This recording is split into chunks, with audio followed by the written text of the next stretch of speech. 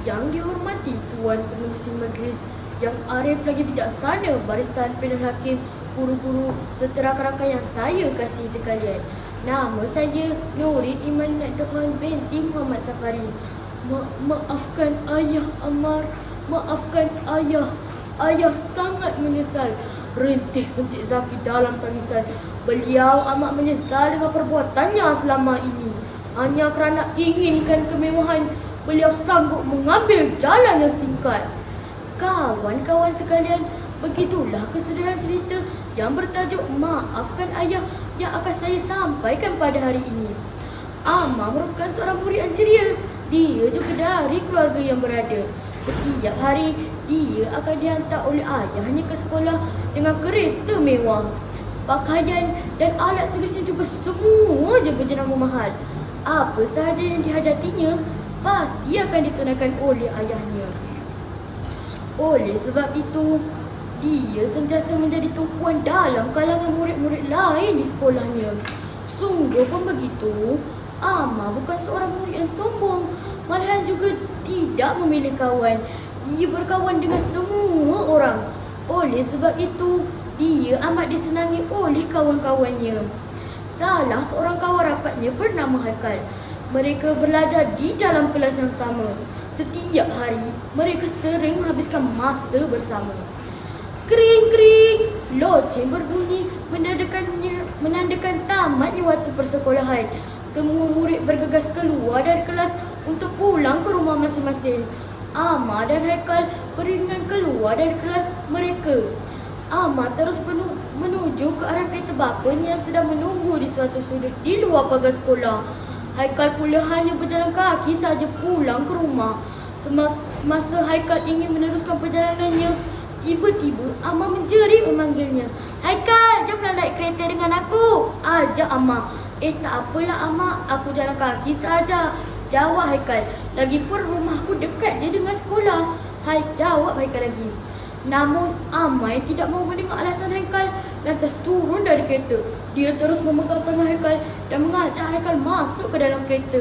Haikal hanya tersipu-sipu malu. Begitulah rutin seharian pada hari persekolahan.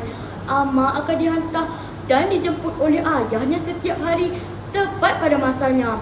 Jarang sekali ayahnya lewat. Oleh sebab itu, dia berasa amat bersyukur kerana disayangi oleh kedua ibu bapanya. Walaupun bapanya sibuk bekerja, namun tidak pernah sekali pun beliau gagal untuk menjemputnya. Namun seperti kata pepatah, kusangka panas hingga ke petang, rupanya hujan di tengah hari. Begitulah kehidupan Amar sekeluarga. Kawan-kawan, nak tahu apa yang terjadi tentang keluarga Amar? Mari kita dengar sambungannya. Pada suatu hari, seperti kebiasaan, apabila bunyi saja loceng tamat persekolahan, Amar bergegas keluar dari kelas untuk pulang. Hatinya berbunga-bunga kegembiraan. Pada hari ini, ayahnya sudah berjanji untuk membawanya ke suatu tempat bagi menyambut hari lahirnya. Sambil berjalan, Amar teringat akan perbualan dia dan ayahnya 2 hari lepas. "Amar, hari lahir Amar tahun ni, ayah ada kejutan istimewa untuk Amar tahu," kata Encik Zaki kepada Amar. "Wah, hadiah istimewa? Seronoknya. Tak sabar Amar nak tunggu," kata Amar kegembiraan. "Terima kasih ayah, sayang ayah," ucap Amar lagi sambil mencium ayahnya dengan mesra. Ibunya hanya mendengar perbualan dua beranak itu tersenyum manis. Amar sememangnya lebih rapat dan manja dengan ayahnya berbanding ibunya. Masa berlalu, Amar melihat jam yang dipakainya sudah menunjuk pukul 2 petang. Namun kelibat ayahnya masih belum kelihatan. Di mana ayah ni? Sampai sekarang pun tak sampai-sampai lagi, rungut Amar.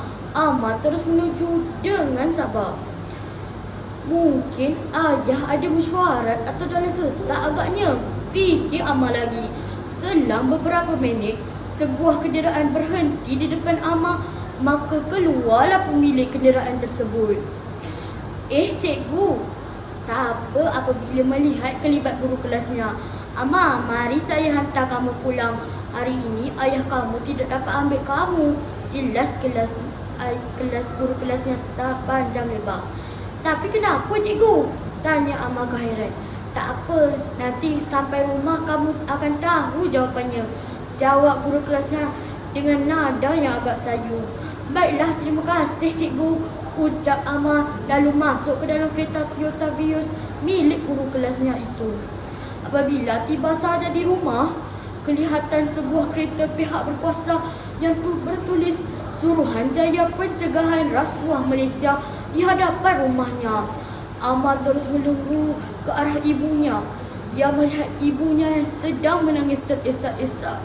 Ibu, kenapa ni ibu? Mengapa ibu menangis? Soal Amar bertalu-talu. Kenapa ayah tak datang jemput Amar? Sambung Amar lagi. Melihat akan ibunya sedemikian, Amar terus menangis. Kelihatan sosok tubuh seorang lelaki yang tangannya digari. Amar terkejut melihat keadaan ayahnya sedemikian. Amar terus meluru mendapatkan ayahnya lalu memeluk dengan erat. Ayah, kenapa dengan ayah? Tanya Amar sambil menangis terisak-isak. Lepaskan ayah saya, Encik, pinta Amar. Ibunya hanya mampu melihat dalam kesedihan. Maafkan ayah Amar, maafkan ayah. Ayah sangat menyesal, rintih Encik Zaki dalam tangisan. Beliau amat menyesal dengan perbuatannya selama ini. Hanya kerana inginkan kemewahan, beliau sanggup mengambil jalan yang singkat. Akhirnya, ayah Amar telah ditahan oleh Suruhanjaya Pencegah Rasuah Malaysia selepas dipercayai terlibat dalam kes rasuah dan pecah amanah. Begitulah seperti kata pepatah, sesal dahulu pendapatan, sesal kemudian tiada berguna. Sejak kejadian itu, kehidupan Amar sekeluarga berubah. Amar yang dulu seorang murid yang ceria, kini lebih suka menyendiri. Begitulah kesudahan cerita Maafkan Ayah. Pengajaran dalam cerita ini ialah kerana janganlah bersikap tamak, kerana akhirnya akan merugikan diri sendiri. Sekian, terima kasih.